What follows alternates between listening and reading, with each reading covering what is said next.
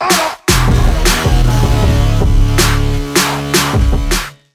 what's up guys? It's Joey here from Bulletproof for BJJ, and I want to say what's up to our existing followers, but also to anyone that's seeing this for the first time. If you're new to the channel, please jump in and have a look at the videos. If you like them, you should subscribe because we put awesome stuff out there. Essentially what we do is we help BJJ players of all levels build bodies that are strong, mobile, and less prone to injury. So what I want to talk to you about today is a couple of best practices for our new standards program. So we run a members site where you pay to belong to it. It's extremely cheap.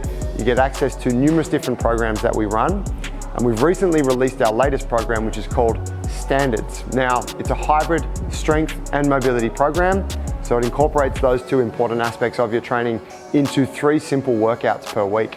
There's a little bit to know about it. So it's my hope that this video gives you a little bit more context. So obviously this is kind of there for those of you who are already on the standards program, or perhaps you've been looking at it from the outside and thinking, man, it's pretty cool, maybe I'd like to give it a go. This video will give you a little bit more context around how it works and the thought that's gone into it. And believe me, a shitload of thought has gone into it. JT and I have been building this thing for years. But maybe you don't have anything to do with our programs yet, and you're training jiu-jitsu and you're getting a little bit beaten up, you got that little old niggling injury, whether it's your elbow or your neck or your back or your knee, right? We've all got them. And you're thinking that maybe there's a better way. Maybe you don't have to be in pain. Maybe you could perform better. Maybe your gas tank could be bigger. And maybe you could just generally be more of a savage on the mats and also be pain-free and limber and feeling good through your life. This is what we can help you with. So, check out the video. I hope that it gives you a little bit more context. And of course, if you want any more information, go to our website, bulletproofforbjj.com. Now, let's get into the 5 best practices for the Bulletproof for BJJ standards program. Best practice number 1, one of the coolest things in the standards program is that as you become stronger and more mobile, you can progress from one exercise to the next at your own pace. Now, most of the exercises will specify exactly when you can do this. As an example, you might have Turkish get up, 5 sets of 5 reps, performed with 10% of your body weight. Now, pretty simple. If you can do the sets and reps with 10% of your body weight and it feels relatively easy, then you can progress. So for exercises like that, you progress at your own rate based on what the program tells you. However, some exercises do not specify, and this is the case for maybe half of the mobility work in there. The general rule is when in doubt, wait 4 weeks. What this means is that for a given exercise, let's say it's the box hamstring stretch, you are getting into your hamstring stretching and you're just working that drill for a consistent period of 4 weeks. That is giving you a good medium-term amount of exposure to that drill. Your hamstrings get a bit used to it, you get a little bit better at the exercise, you're slowly squeezing the juice from it. And then after the 4 weeks, on the 5th week, you progress and you get a new drill that's targeting the hamstrings. This is really intelligent because if you try to rush ahead, you don't extract all of the goodness, the juice, from that exercise. And when you rush ahead, you're probably gonna end up hitting a dead end sooner rather than later. So what we wanna do is keep the handbrake on a little bit, allow you to get the most out of each exercise before you move on. When in doubt, wait 4 weeks. The second best practice for the standards program is do not rush. Now, this is very similar to the first point, but this is really conceptually about how you apply yourself to the entire program. We've given you a chart that ranks our 12 movement standards from white through to black belt. I know what people are like, I know what I'm like, I know what you're like, and chances are you're already trying to fuck around with the purple, brown, and black belt variations. But here's the thing. Rushing ahead and attempting these really challenging exercises is going to expose you to injury risk, and it's not actually going to get you any stronger. It's kind of like the person who is trying to increase their max deadlift. So every day when they walk into the gym, they max out their deadlift. This is not actually how you get stronger.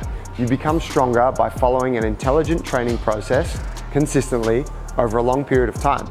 So with the deadlift example, you might test your deadlift once every 3, 6, or even 12 months. The testing is just a chance to check in on where you're at, but it's the training that gets you to these new heights. So likewise with the standards program, you can use our chart to get an idea of where you're at, but don't let that guide your training. Go slowly. Start with the beginner variations. Don't worry about the belt rank. Spend as much time as you need to. If you feel like an exercise is somewhat challenging for you, keep doing it. Only once you get to a point where it's like, this exercise is no longer easy, or sorry, this exercise is no longer a challenge for me, then it's time to move on. Best practice number 3, warming up for the program. Okay, so we haven't specified warm-ups in this, and that's because the first 2 exercises of each workout are mobility drills. So in a sense, they give the body a good little bit of time to warm up. However, as you become more advanced with your mobility and your strength work, you are going to need to warm up. An example of that is in our mobility work, we might start off with some gentle stretching of the inner thigh. We might progress to an assisted Cossack squat. These are both pretty low intensity drills. But as you get closer towards purple, brown, black belt, all of a sudden we're weighting those Cossacks up. Maybe it's with a kettlebell, maybe it's a barbell on the back, and this is going to require you to warm up. So you need to use intuition here. For any exercise that you feel is challenging for you, we suggest 1 to 3 warm-up sets beforehand. Using the Cossack as an example, I like to use the beginner variations. So I'll do some frog stretching, I'll do some assisted Cossacks, and then I might do some light sets, 1 or 2 of those, before I get into my working sets. So you have to be responsible with this. In the same way that the person who is quite strong with a deadlift and can deadlift double, triple their body weight, they don't go in and start using double, triple their body weight from the get-go. You go in, you do some light sets, you're gradually increasing the load so that you're prepping the body. This is super important. Now, if you have an injury or you have a part of your body that you're rehabbing, that is also something you want to consider in your warm-ups. So maybe you've got a couple of drills that the physiotherapist has given you. Maybe you've picked up a couple of things from our YouTube channel or our Instagram. Use those drills in your warm-up. The more you can prep your body, the better. As a general rule, you should be spending 10 to 15 minutes warming up before every workout. You might then be spending 2 to 3 minutes warming up for a particular exercise within the workout too. So make sure you warm up. Just a note on that, if you're lost for warm-up ideas, go to our mobility programs and use those. We have a bunch of different class warm-up options. These are designed for you to use on the mats before jiu-jitsu class, but you can apply these just the same to a strength workout. Best practice number 4, aim for a small increase week to week. So we're looking for an increase either in load, so that's weight on the bar or weight of the kettlebell, or perhaps it's within the repetitions. So for an exercise where it's prescribed, perform 4 sets of 8 to 12 reps, maybe you've been working 8 reps last week, perhaps this week you can try to do 9 or 10 reps. Or in the case of a mobility drill, you might be holding the position with greater intensity. So it might be 4 sets of 30 seconds, and instead of holding at that regular position that's pretty challenging for you, you're just gonna push that a little bit deeper. So you're increasing the intensity of the stretch. The important thing here is that we're just going for that like 1 to 2.5% increase week to week. And this is how we progressively overload the body to become stronger and more mobile. Now, I'm speaking more to the people here that tend not to rush ahead. And I suppose this is particularly relevant for you if you find that you're doing the same thing week in and week out.